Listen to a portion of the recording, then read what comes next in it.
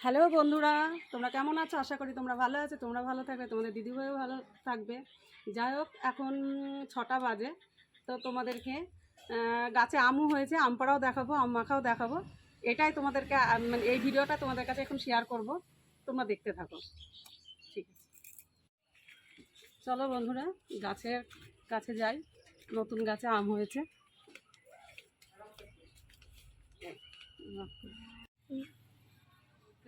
হুম।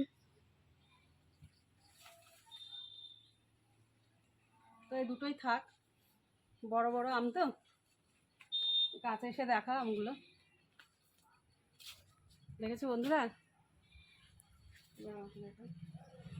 আমাকে দেখো,